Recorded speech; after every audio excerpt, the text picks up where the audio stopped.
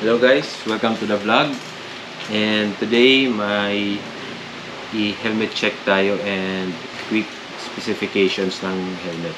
Okay, nabili ko sa Shopee for around 1,400. This is actually from Jikai. May kasama siyang helmet bag as you can see. This is actually a budget half-face retro helmet. I don't know if legit ba to, pero sa likod may DOT and may ICC sticker. Again guys, I will not recommend this helmet pag long rides.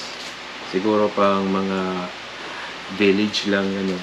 Okay, yung tatak niya sa likod na DOT ay parang leather.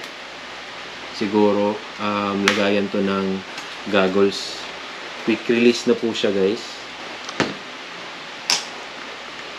And yung material niya sa inside shell ay pretty basic.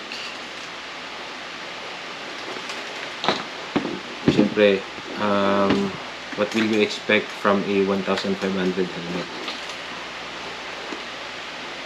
Dual visor siya. And may parang mini hood or beak na rin na kasama. Test fit natin. This is actually size large. My head circumference is 58 cm. And may nabasa ako sa Shopee, marami nagre-reklamo na malaki daw yung sizing nila. So, double check natin. Usually sa helmet, size large din ako. Kaya large yung binili ko.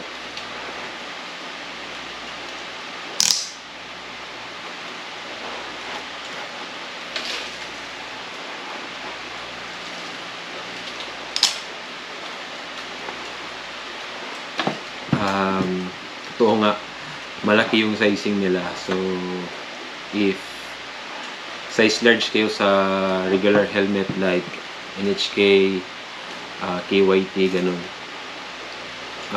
mag one size down kayo dito.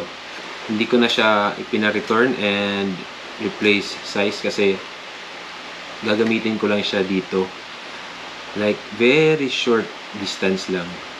Again, I will not recommend this helmet sa mga long rides. Mas maganda pa rin yung full face helmet.